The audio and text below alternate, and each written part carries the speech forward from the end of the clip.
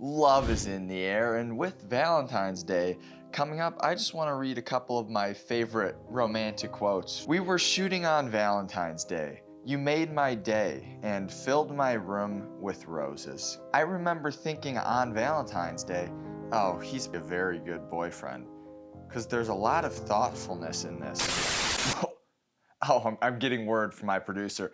No, this isn't a quote from a boyfriend to a girlfriend or a wife to a husband. This is just a quote from one co-star about their other co-star. Oh, and they're not even married to each other. Oh, she is married to someone else. What is going on with these press tours? Let's indulge.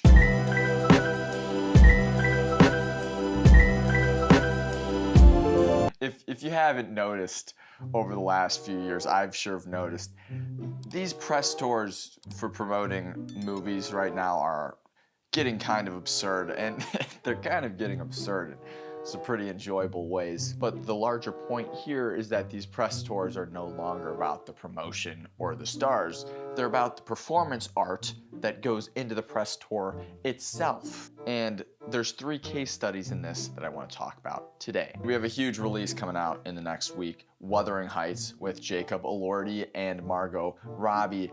And this press run has revitalized this phenomenon that we have seen quite a few times over the last few years, directed by Emerald Fennell, who you might know from directing the other unhinged movie called Saltburn. We don't really know what to expect out of this one, but we know a couple things for sure. It's gonna be horny, it's gonna be hot, it's gonna be heavy.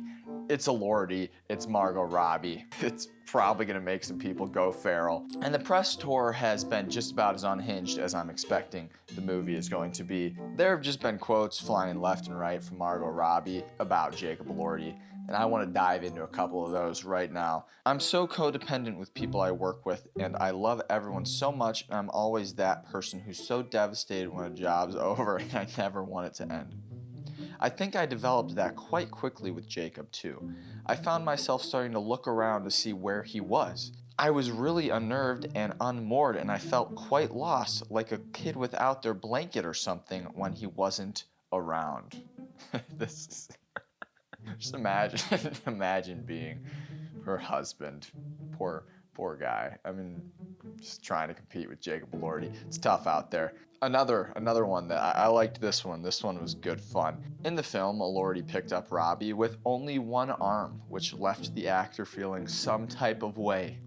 It almost made me weak at the knees, Robbie explained. And in her defense, I guess if Jacob Elordi picked anyone up, picked me up, it would all make us feel weak at the knees. So whatever, I get her point. Obviously, social media is eating this all up. Even iterating some of the comments, the jokish comments I've made. Oh, imagine being her husband, or oh my gosh, like I could never, which is all valid points.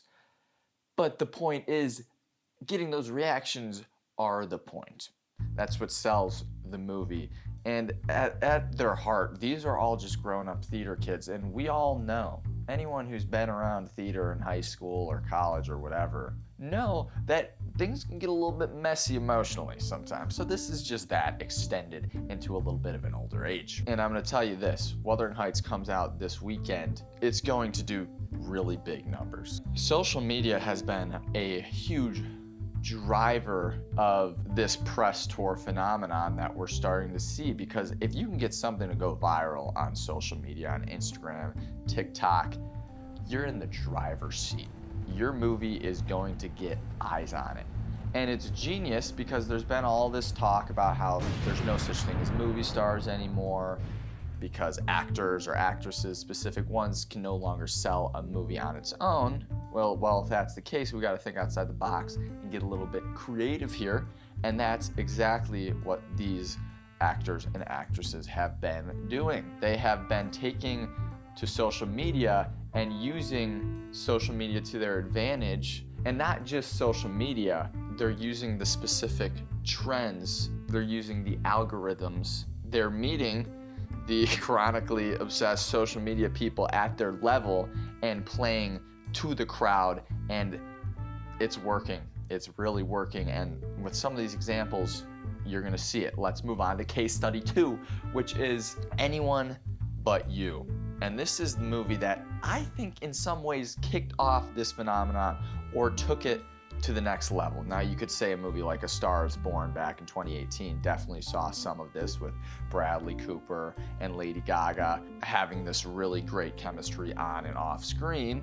But Anyone But You took it to the next level, and honestly in a pretty unhealthy way too. You had Sydney Sweeney, you had Glenn Powell, who were trying to bring this 90s rom-com feel back to the modern day with this movie, Anyone But You. And they did an absurd amount of promotional work on it, but honestly, while researching for this video and looking through quotes and trying to find what Glenn or Sydney were saying about each other, I remembered it being more along the lines of what this Wuthering Heights stuff has been. It really was not that. It was more so just Glenn Powell and Sydney Sweeney doing a lot of these little fun YouTube segments and having absurd chemistry. And from that, people were like, okay, these two have to be dating. They have to be cheating on their significant others.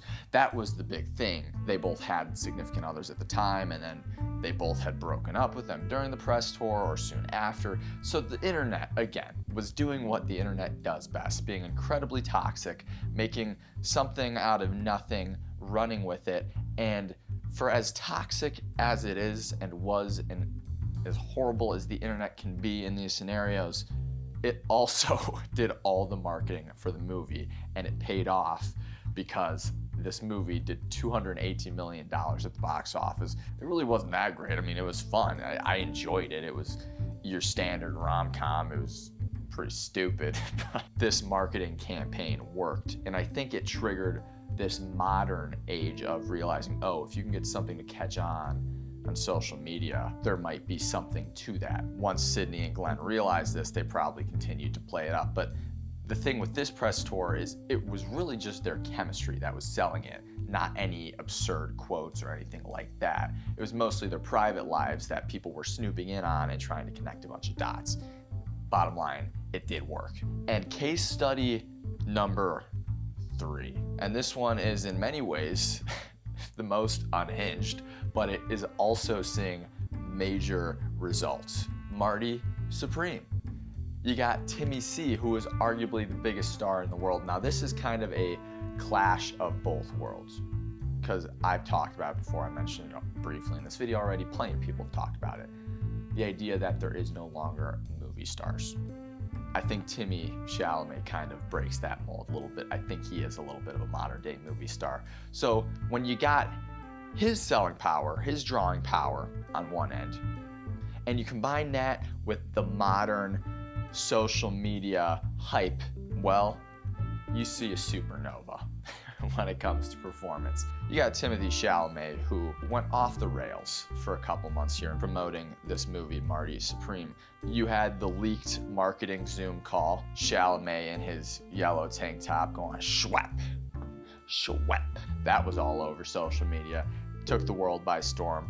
And that kind of kicked it off, because from there you had Chalamet doing plenty of psychotic stunts. You know, he was standing on the Sphere in Las Vegas while the Sphere was a ping pong ball.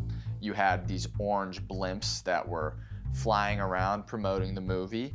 You had Chalamet leaning into this TikTok created belief that he was actually the rapper Eskedet or Eskedet.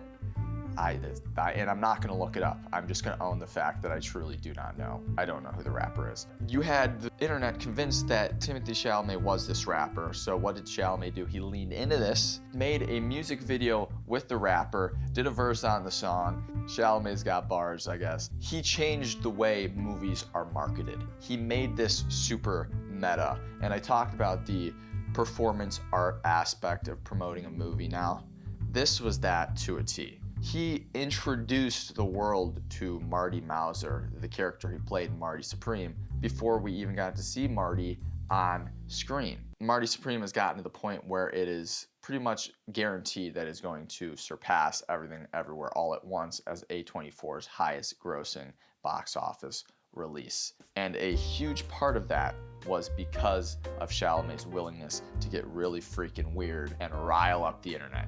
Because when you rile up the internet, it usually results in bad things, but it also usually results in a lot of publicity, and that's exactly what happened. So we look back on these 3 case studies, and the trend is pretty clear, and I think we're gonna see a lot more of it going forward.